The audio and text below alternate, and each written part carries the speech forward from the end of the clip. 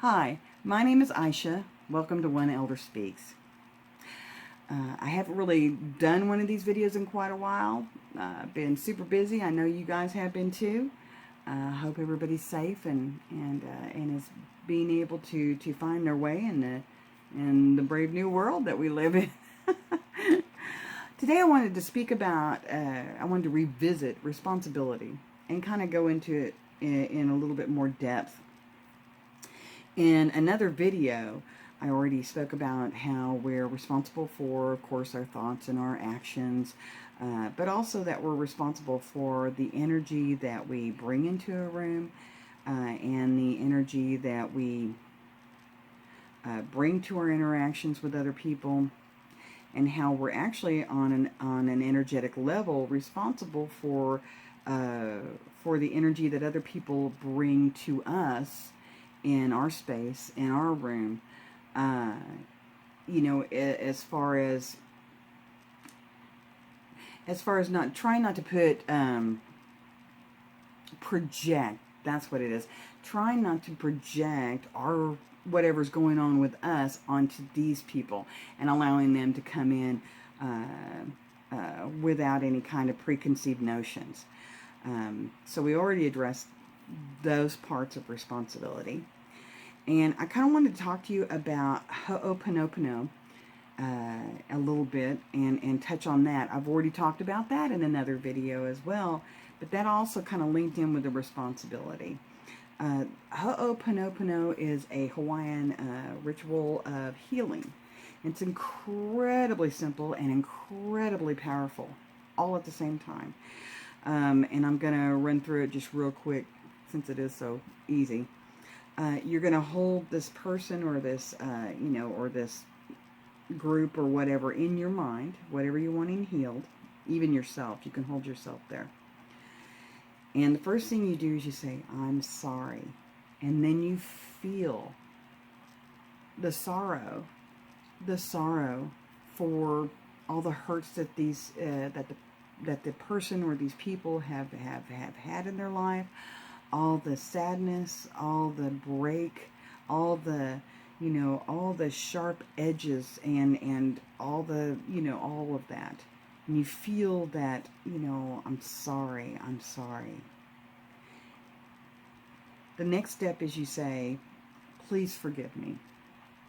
And then you you feel that entreaty that, oh, please, please forgive me.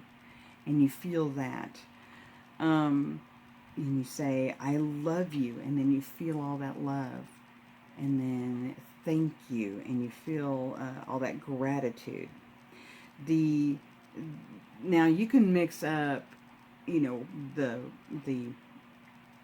which one you say first, second, third, and fourth. That's, different for different people. But the main thing is that you're feeling these feelings. You're bringing these feelings out, because that's what does the healing, is that feeling. Again, the healing is on an energetic level, by the way, and again, energy. But the thing about the Ho'oponopono is I did this healing in several different occasions, and the first time I really sat down and thought about it, I was like, I'm kind of taking on the responsibility for all the hurts and all the, so it's not just me hurting them. It's like, this is life hurting them. This is every person that has come into contact with them. I'm saying I'm sorry for. And so on a level, on an energetic level, I'm taking responsibility for all of this, all for everything. And honestly, this makes so much sense, because we are energy, and collectively we are one. There's no division between any of us. And I don't know, that was the main thing that I wanted to get to there. It's okay to take on that responsibility on a collective level, and it's actually very healing. We all know that energy doesn't die, and that it just changes form, physics. I believe that I've been here on this planet for a very long time. I feel like I've been here for over and over, experiencing different lifetimes, experiencing different situations. I feel like I've been here so long, for over so many, you know.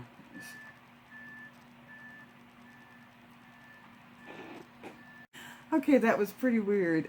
Just some truck backing up out there, but I was like, what's beeping?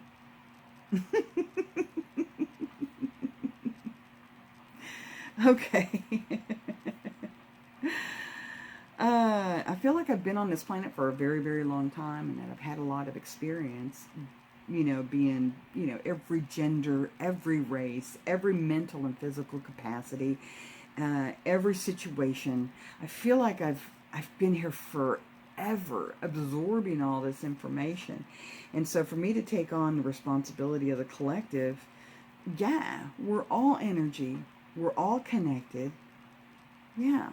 I have, if reincarnation is real, which I believe it is, then I've been every kind of victim, and I've been every kind of perpetrator of oppression and abuse.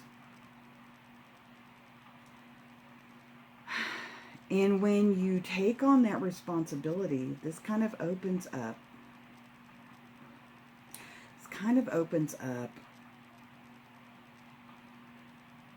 I don't know. It puts us in a perfect position of finding compassion, and compassion leads to healing. We have to find compassion for ourselves and for each other. It's the only way. Somebody said, do I have to learn to forgive in order to be happy? And I said, yes, absolutely, without question. Period. You're going to have to learn how to forgive. You have to forgive yourself. You have to forgive God. You have to forgive your perpetrators. We're all one.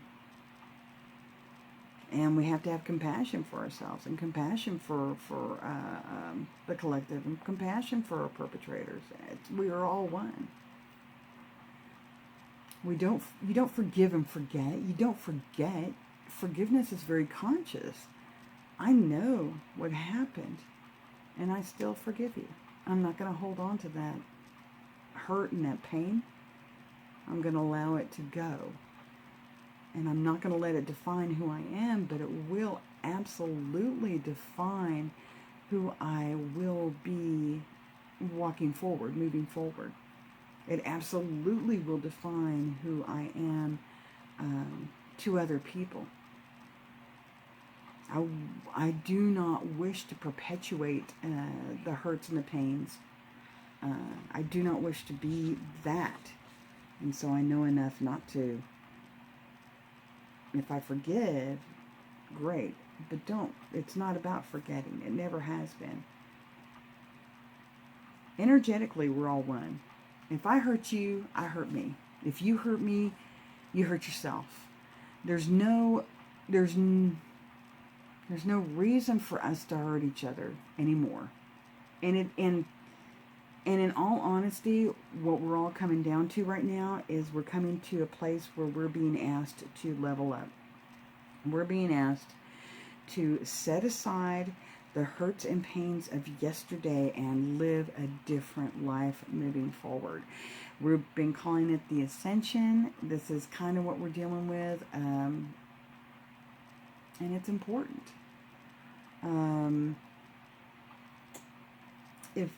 If I love you, that energy comes back to bless me. If you love me, the blessings come home to you. Again, we're all one.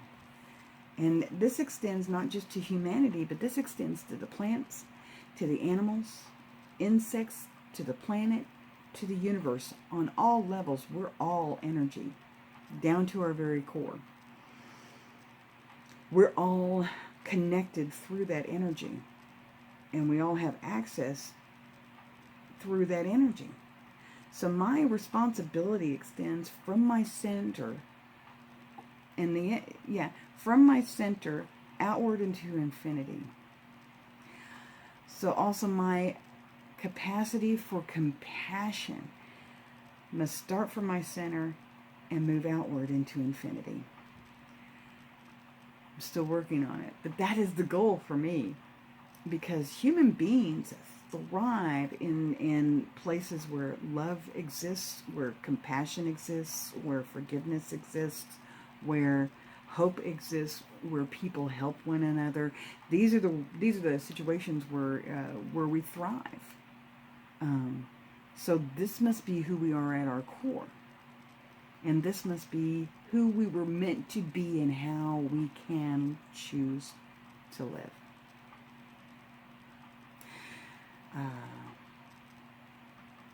We have a responsibility to one another to learn a little forgiveness and compassion for one another.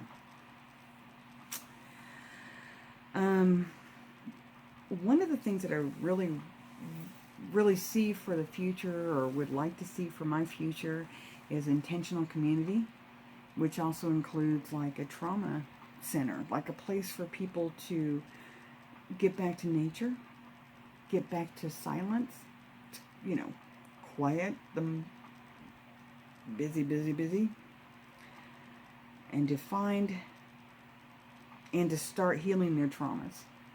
Because I feel like trauma stops us from becoming who we need to be, and it stops us from finding happy, and it stops us from finding our way forward. And we're not given the tools to learn how to deal with our trauma at all. In this culture, that's not valued. I'll tell you who you need to be, and then that's what you need to do. I think it's time that we started to really address our trauma so that we can move past it, so that we can see who we want to be moving forward and not be stopped by it any longer. So I kind of like see this intentional community with like this, place to help people work through their traumas. And once they're,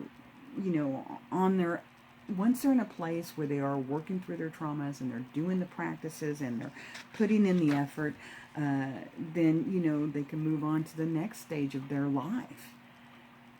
But we're not meant to sit in that morass of awfulness forever. And a lot of us do for way too long. I want to facilitate healing on a spiritual level, because there's really not been a lot of help in this culture on a spiritual level. It's just the old religions are not doing it anymore. They weren't doing it back in the day, okay? I mean, when they first started, they were great. And then somebody came by and institutionalized them. And then they became toxic AF. And were never as helpful after that. I'd want to teach these people how to work through the trauma, because you're not going to escape trauma. Trauma happens. It just does.